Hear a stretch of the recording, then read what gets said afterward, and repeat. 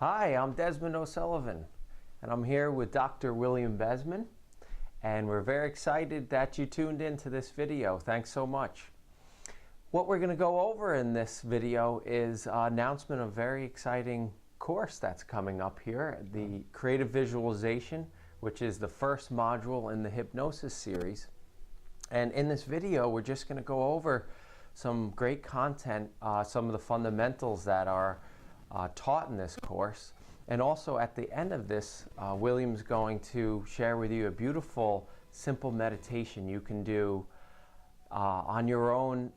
That it's just a couple minutes, but it's a wonderful meditation that'll just help you balance and clear. And it's something that I use every day in my own meditation practice that you taught me. And so we hope you enjoy that. And that's coming later on at the end of the video. And stay tuned for that. So real quickly here, I just wanted to share a little bit about my own experience with this course, the Creative Visualization course. And you know, when you first announced it, I took it a year ago. And when you announced it, I wasn't sure if it was right for me because, you know, I actually didn't really aspire to be a formal therapist of sorts or have a practice. You know, I really wasn't sure if it was, you know, going to have any value for me. But you told me, you said, Des, actually this course is for anybody who's looking to take their practice deeper, their own personal meditation practice in their life. Because what you go over in this course is some of the core fundamentals that really open people to such a deeper part of themselves in their own heart. And you encouraged me to try it. And I have to say, it was signing up and partaking in that course was one of the most pivotal decisions I've made in my entire life. And I don't say that lightly, because what happened for me and what unfolded from there is the things that I learned in that course gave me such an awareness of a deeper part of myself, the deeper mind, as you call it. And within that, I was able to access, you know, so many of my own soul's gifts and things that all my years of so many other types of practices just hadn't really touched yet. So I was so inspired by it that I actually continued on with the training series. Mm-hmm. And now I believe that that course alone was sort of the launching point for me to where I am today. So if you're like me and you're wondering, you know, is this you know, worth your time even checking? Yeah, even checking in.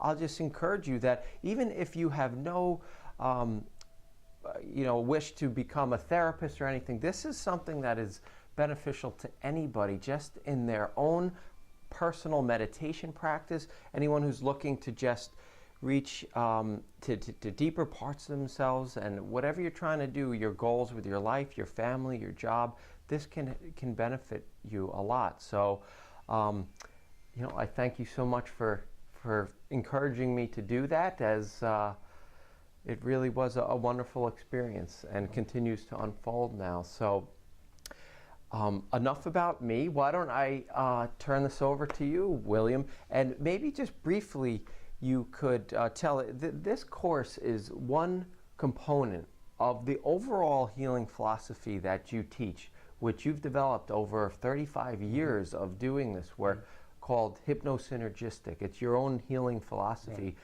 So maybe briefly you could just give us a framework of what is Hypnosynergistic and how does this fit into that? Yeah. Thank you, Des. And thank you. Welcome to everybody that's watching this to Pathways to Health. And what Des is talking about is a first course in a whole series of courses that we packaged together called Hypnosynergistic Healing. And what it is it's really developed over years, because everything that I was learning up to that point never seemed to be enough. Traditional psychotherapy, my background, I'm a clinical nurse specialist in psych, so I have all that type of training originally behind me. And then I think that what you talked about, and what we'll get into in a moment, is how a smaller version of this course was introduced to me in 1975, and from that point it just turned my whole life around and helped me to become more effective. But the journey continued for me, and as I started to expand my knowledge and wisdom, I realized that healing, see, there's a difference between, to me, healing and gaining insight. And having insight is great. You could understand why you might do a behavior, but I found that even when someone had that insight, they could continue to do that maladaptive behavior, something that they were trying to change. And all the, I found, for me, all the therapy in the world didn't necessarily change that. Right. I saw that it was locked into the deeper parts of the mind and the body. And when I discovered or was introduced to this, which I came kicking and screaming, I had no interest in learning about the deeper mind or hypnosis or so forth. But when my buddy, who's a psychologist, said to me, "Bill, I think we need to take some hypnosis training," I laughed at him because my only experience with that, Des, was on my honeymoon about 7 years before that. My wife and I were hypnotized in front of 200 people, and we entertained them all. And this guy put the fear of God in me to be hypnotized again, right? That was Like, his then that's shtick. so many people, that's their Right. experience. So I had with so many hypnosis. misconceptions Yeah. about it that here I am, a practicing therapist, and wanting to really take this seriously and go for it fully. And so that was my experience with hypnosis. I saw no correlation between what this guy did on stage and medical healing or treatment. Right. But I have to tell you, from the moment I listened to him and we went to one course, and I was very fortunate because it gave some of the basic fundamentals and philosophy of healing and how the deeper mind works. And from that point, and that's what this course does, from that point, it developed the hypnosynergistic philosophy that literally can take someone that a doctor or healthcare professional sends to us because they're under stress and they want to learn how to relax. Right. We could take them from that point all the ways to discovering their soul's journey in this lifetime, or soul's purpose, and what gifts they have. And that would include things like past life therapy, inner child work, the womb experience, the birthing experience, post-traumatic stress. If an incident occurred a few weeks ago, for instance, or a few years ago, how we carry it with us at the cellular level. It also includes a thing that I had no belief in at any point, is that energy attachments or spirit attachments that we learned from some type of spiritual healing as well as from shamanism. So hypnosynergistic therapy is a combination of working with the deeper mind as its base, and below that, working with spirit. And so as spirit is the base of this type of healing, spirit and healing from the heart. And we believe all healing comes from the Creator. So we work from that framework and help people to really change. In the 70s, I was starting to become aware of the mind-body connection. And it was this understanding from this course, Hypnosis 1, or Creative Visualization as we call it here, that gave me that understanding of how the deeper mind works and where the real power is. You know, Des, and for all of you out there, how many of you have set New Year's resolutions or set goals for yourself? Right. Goals that your intellect has really laid out, established. You've gone to a consultant. Maybe you need to get on a better nutritional program, so you go to a wonderful nutritionist who lays out a program that makes all the sense in the world to you, that could address some of your medical issues, right, or some of your symptoms, whatever you're having. And they said, you know, if you go naturally, there's a good chance you could heal without having to get into medicine or so forth. Not that there's anything wrong with medicine. You know, we believe in the best of both worlds, but in terms of self-empowerment. So you make that decision, you go on board, you buy all these supplements, and you don't follow through with it. What happens? It was a great plan. There's nothing wrong with the plan that you had. Something stopped you from accomplishing it. Right. And that something lies in the deeper mind. So this first course teaches us how to communicate with people, how to help someone understand you. And after I took this course, I was already a nurse for about 4 or 5 years, and it made me understand why certain things were effective and why certain things were not effective. And I'm not just talking about therapy. Des, I remember I was a student nurse and working with a woman who was just about to have surgery. So she was in pre-op, right?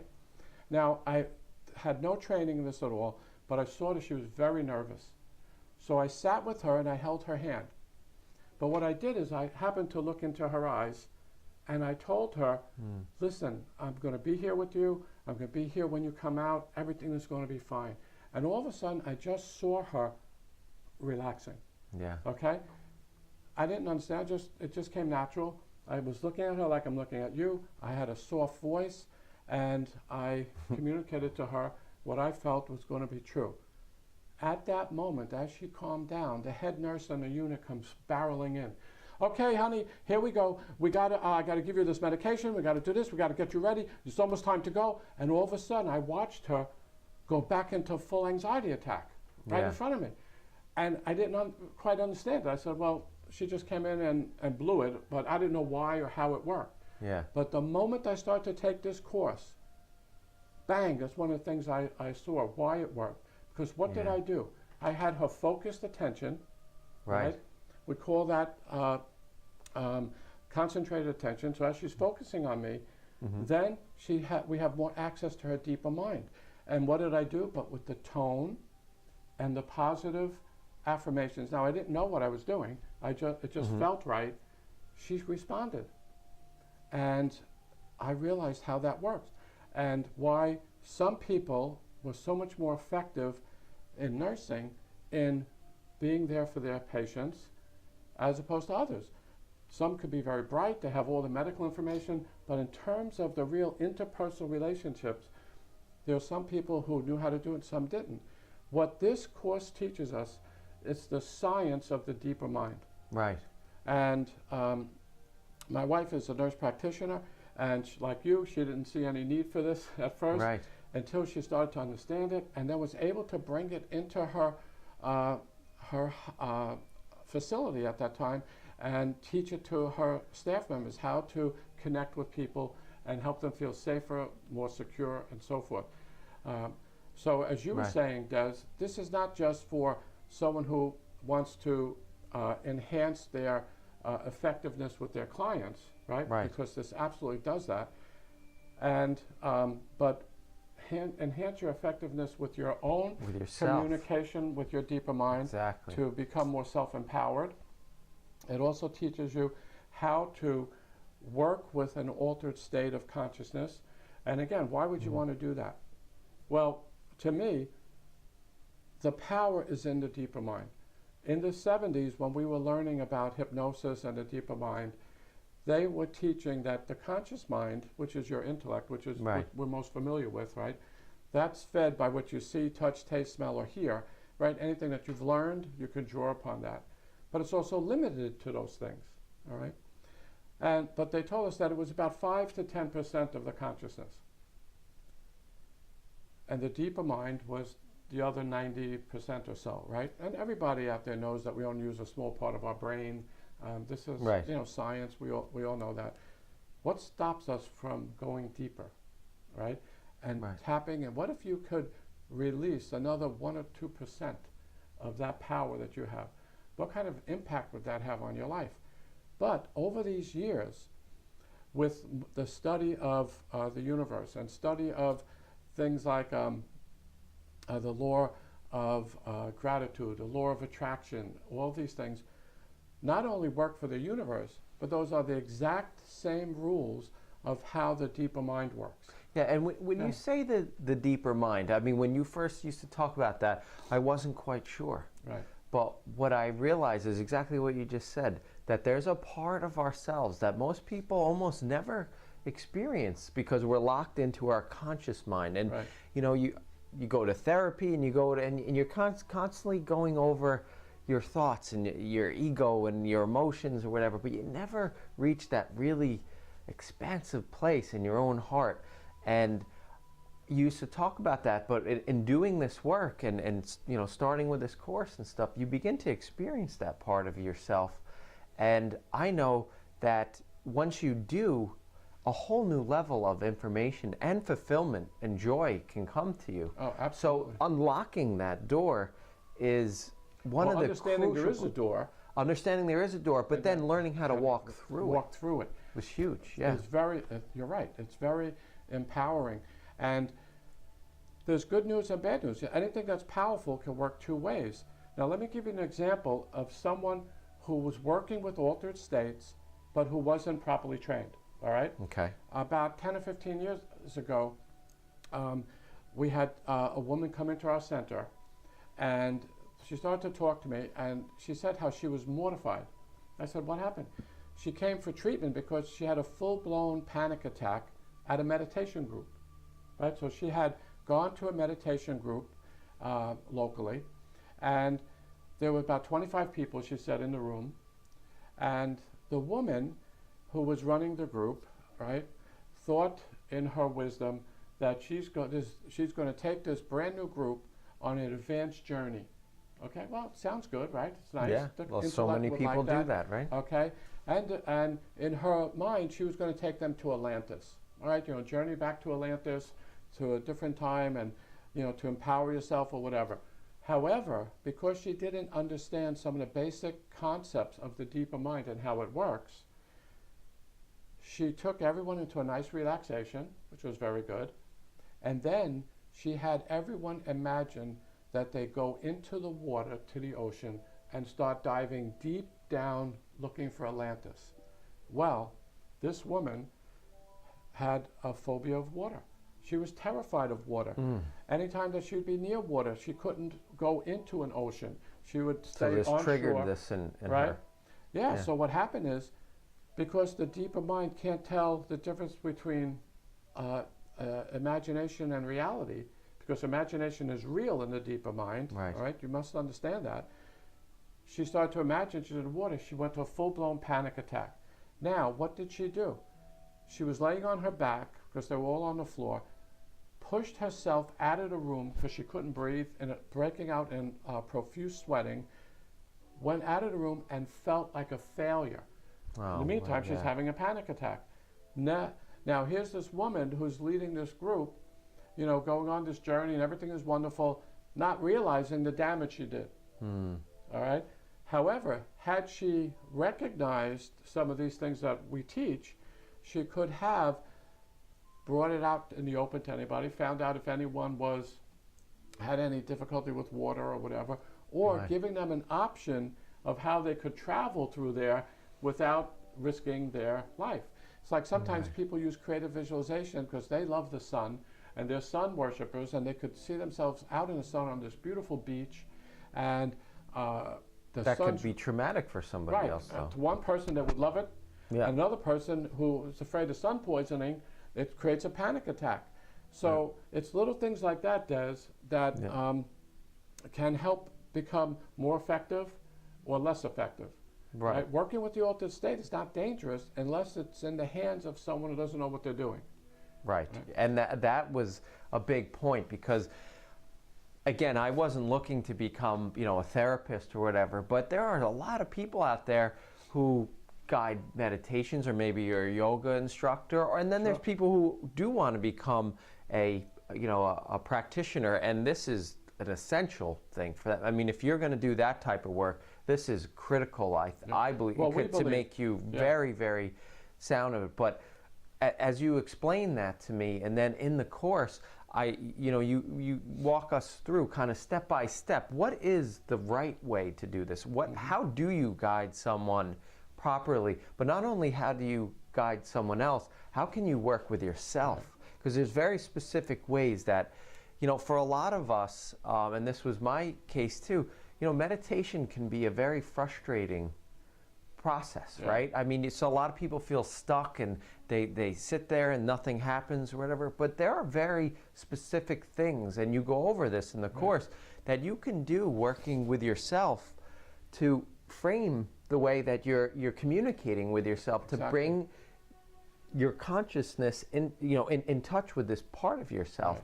And that is I found one of the most beneficial parts of this. Right. So maybe you could go over just, some of the steps that you cover in the course. What are you going to give to the person who's maybe not looking to be a practitioner, Right. but that it's essential that everybody understands those, so you don't have things like you just spoke about. Well, so many healthcare practitioners work with the altered state, Right. like in yoga, right? Right. Massage therapists. Right. When you're receiving a massage and your body's relaxing, you're in an altered state. Right. Okay. But do they teach the massage therapists how to deal with someone in an altered state? Right. And then when they start working on, let's say, a pressure point inside their body that has some tension, if they release it, that client can just automatically re-experience some trauma from the past because it's being released from the mind-body connection. And they're not trained in how to deal with that. They're experts in the body and working with energy of the nervous system and so forth. Right, and muscles and tendons, and wonderful. They're wonderful. So many massage therapists have come through our work and really has helped them to enhance it. But so some of the things that we're going to learn is, what is the deeper mind? The difference between the subconscious, the unconscious, and then concepts of what is the higher self? And how do you access that part of you that's connected to something greater than ourselves? Which a lot of people, that's the bridge that they struggle with right there. So what it is, and then what is the languaging of the deeper mind? You see, Des, and again, for people who are not doing healing or whatever, but if you have someone that you care about is taking a big test, right? Right. Whatever the test is, something important in their life, their career, a college entrance exam or whatever, and you love them, you care about them, you say, listen, I know, honey, you're going to try your best. Just try your best, okay? Right. That sounds pretty nice, right? That could be very anxious for a lot of people. But what does that mean? If that message, try your best, got into the deeper mind, it's like the kiss of death. Just that languaging, because the deeper mind takes everything literally. So this person may try their best, doesn't mean they're going to succeed. So they'll become more anxious because they're trying. Oh, I hope you do well. Yeah. That's very nice, thank you. But that doesn't say, you know what, Des? I know how prepared you are. I just want you to relax yourself during the exam, and I know you're going to do great. Yeah. Right? That's very different, even though it may come from the same energy, the same purpose. So it's learning the languaging of the deeper mind. What does the deeper mind respond to, right? How it works, the deeper mind, the response to it. Also, can I just say that aspect of it, I think, is crucial, because when you don't know how to reframe your own thoughts into a way that truly uplifts you, you actually keep yourself stuck in the same rut. So learning the proper languaging that is going to give you the most responsiveness from your deeper mind, which then brings it forth into your life. That part alone and understanding how to do that properly is critical, right? Yeah. I mean, absolutely. And what you're talking about is just amazing, because lots of times people think that things like relaxation is harmless. Oh, they're just doing a relaxation with you. So if you are taking a spin class and you get real worked up, and sometimes at the end of the spin class they have everyone lay down and do a nice relaxation, that's great. Right. What's that person's training in working with the deeper mind? Right. They might be great spin instructors, but what do they have that qualifies them to do that? Because most people, if I said, let's do a relaxation, they'll say, okay, great, all right? But I said, well, let's do hypnosis. They said, wait a minute, what is that? Right. Although it's it has a bad connotation for a lot of people, A lot of people have misconceptions about it. Right. But yet they will do that with someone who's not qualified to do that. And like I said before, the only time it's dangerous is when someone is practicing and working with someone's deeper mind and they're not aware of the other fundamentals. Like, for instance, in the intellect, to accept an idea or concept, it has to make sense. Right. The deeper mind, it doesn't have to. Imagination is real in your deeper mind. Right? So people say, oh, it's all in your imagination. That's true. And it's through the imagination that you have to change something that's not working for you.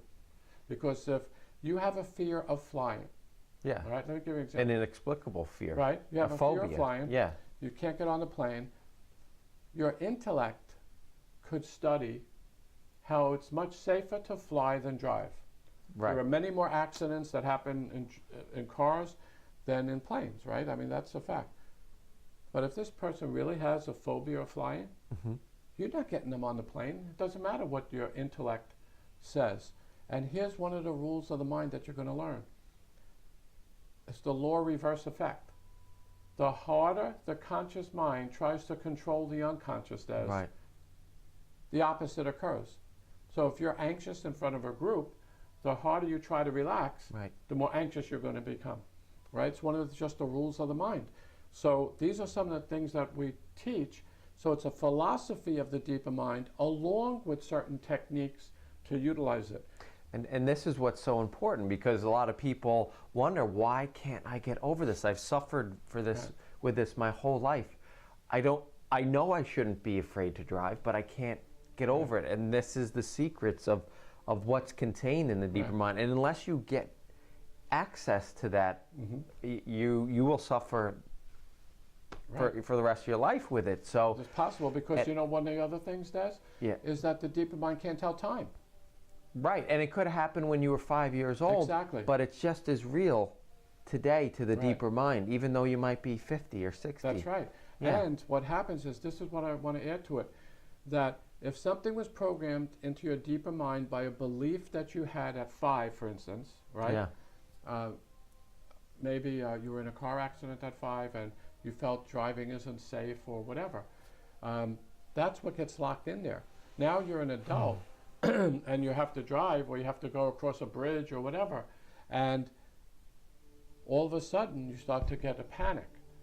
It's not the adult at that moment who's driving. No, it's the You automatically regress back to the wisdom that you had at the time of that programming, which is now a traumatized 5-year-old trying to drive a car across a bridge, right? Yeah. Or trying to stand up for themselves in an argument or whatever, right? So it's not about having awareness. Oh, I dealt with that in therapy. Do you know how many times, Des, people told me they dealt with things in therapy and they're lying on the chair and they're relaxed, right? And all of a sudden they bring up an issue, let's say it has to do with their mother, right? And mothers, please forgive me, it's not picking on you, it's just something that's coming to mind. And they were nice and relaxed, and all of a sudden they're talking to me, and you know, my mother called me and whatever, and all of a sudden I watched their hands tighten up, their jaw clench, their shoulders go up like this. Now they're not even aware that they're changing. But they think they've dealt with this. Not only do they think, oh, I dealt with that 10 years ago. Yeah, I'm over that. I have forgiven my mother, and they're like this. But they're relaxed in altered state, thinking they're relaxed, not aware, they're disconnected from what their body is responding to, right? Yeah. And they're telling me how it's all resolved. Well, after 70,000 patient hours that I stopped counting now, right? But after 70,000 patient hours, I can't tell you how many times I saw that. Yeah. Right? And I realized, again, how I formulated the hypnosynergistic, there has to be more. There has to be something else. So it led me through Eastern philosophies, working with the energy centers, the chakras, working more with spirituality, working with shamanism, working with past lives, like we said before, going back to an origin that could include yesterday when a trauma occurred. It could include something in the womb when something was recorded in your consciousness, and then you're carried as you come into this this birth experience with this trauma inside. It could be in any of those things. So this creative visualization course is one of a series of 4 modules for certification nationally by the American Board of Hypnotherapy in hypnosis, a 100-hour certification program. But for those people who really want to go further, right? That's just 4 modules in a much larger expansiveness where people learn. This particular course is a standalone course. Right, this can though, be right? standalone. Right. Which my experience, I said that sounded very fascinating to me, Right. just to learn, these aspects of the deeper mind, and possibly maybe it had some insight for me into things that were holding me back a bit. But I was so blown away by it that I actually continued. Yeah. And again, not looking to become a therapist, but when it was so intriguing, and I got more out of the process of learning this training in terms of my own self-knowledge and my opening of my heart, and just releasing of things, and including present life and past life. There was so much just starts to unfold that, again, it's just a wonderful thing to be introduced to. So all these aspects that you go over, you teach all the different elements, the laws of the deeper mind, but that once you understand them, you begin to sort of understand yourself better. And I think that's what everything starts with. It's really about, this is the time in the universe, that's not about what I say, but what I do. And the more we can learn about ourselves, then the more we can be of help to others, whether they're just family or friends or coworkers or our clientele or patients, depending on whatever your background is and so forth. And the more you understand how we work, the more effective you're going to be in your life at every level. Exactly. Right? And that's why this is great stuff. Whether it's for athletes, learning how to set goals in their head to accomplish, or someone who's going to pass a test to set that goal, how do you do it effectively? There are so many experts out there that teach how to set goals properly. Right. But many of them are just working with the intellect. Yes. And they're not taking those goals and integrating it into the deeper mind, which is the part that controls the body. I was saying, and then people sort of read that, or they hear that, and then they go home and they try to do this stuff, and they wonder why it doesn't work. And they feel like failures. Right, and it just makes it worse. So understanding these key components, but that's just a small part of what you cover in the course. I mean, I know William goes in real depth of how exactly do you bring yourself or someone else into meditation? How do you what's the most effective way to bring relaxation to someone and comfort and creating safe space? And then how do you, if they reach a point where they're kind of stumbling or an obstacles come up, how do you deepen them beyond that to relax? And then once you get to that place, what do you do there? And then come back out. And this could be even in your own meditation. Because sometimes when you meditate, and I'm sure some of you have experienced this, when you relax and breathe, sometimes your own issues or anxieties become much more clear to you. And but then how do you work with your own self? So all this stuff is in the course. It's absolutely such a wonderful collection of information. And obviously we can't explain it. No, I'm not the expert here, but you can't teach it all here in this moment. But what's great is William is going to be hosting a free webinar coming up, which will be on this page. And what we encourage you to do is just send in your questions. What questions you have? What obstacles are you facing? What's been holding you back? What about this material interests you? And William's going to do a free webinar and go over all that. And also on that webinar, I think you're going to give a more extended journey and sample of what it is to do this type of work and what it feels like. And you can decide for yourself if that's something you like. So, in fact, what we're going to do for all of you that are listening today, we're going to do I'm going to lead us through in a short period of time through a creative visualization, but I want to preface it, give it a little background. Yeah, great. Of course, it's going to follow all the rules that we talk about, but this is really for those people who are into spirituality, working with energy, interested in opening their hearts. It's one of the most powerful ways to protect yourself in a world that is very chaotic and changing, and a lot of stress that many of us are facing. And this is something that you could do in 2 or 3 minutes of your day to create balance and harmony. So when I take you through this, again, are there many ways of using creative visualization? Of course, you're only limited by your imagination. Right. Once you understand how to do it. But this is going to be something specific that is going to be that will help balance your energy field, help keep you in balance, and keep you connected with Mother Earth and with whatever you believe your higher power is. And it's something you can do, which is so important nowadays, because a lot of people, that's their main thing. I don't have time to meditate, to sit down and spend a half an hour. This is something that you could do at work, or you could just do when you start your day, just to reset yourself. Right. So that's a beautiful little process that he'll show you, and that'll be included here on this video. In a second, we'll cut to that, and William will lead you through that. So thanks so much for listening to this, and please, again, check in with us about the webinar and send your questions in, and look forward to meeting you there and hopefully getting you some really great information. And for those of you who, you know, it feels right in your heart and you're interested in this, well, the class is coming up. So exciting. Yes, and I just want to thank all of you for joining us and send you many blessings and much goodness in your life. Yes. And again, thank you for joining us. Yes, great.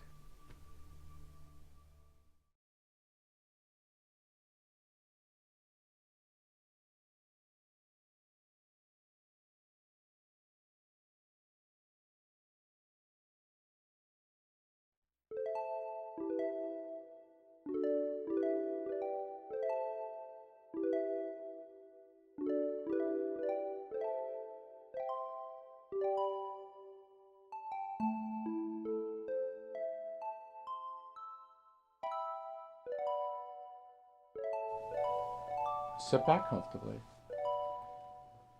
Close your eyes. Allow yourself to get comfortable.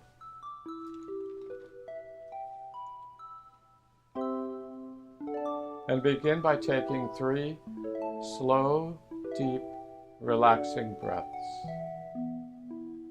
And with each breath, each time you exhale, imagine any tension or tightness simply breaking up and leaving your body as you exhale. So that with each breath, you immediately become more relaxed, more focused, and more responsive. And I'd like you to focus your attention in the center of your chest. And I'd like you to use your imagination.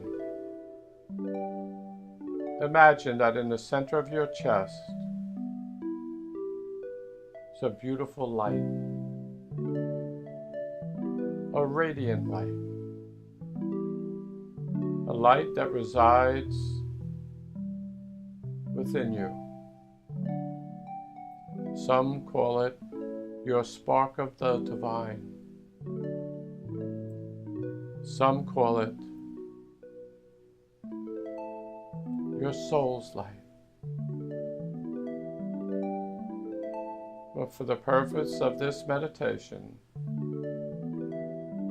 just imagine this beautiful radiant light in the center of your chest beginning to spread. And imagine this light filling your chest, and expand that light to fill your entire body.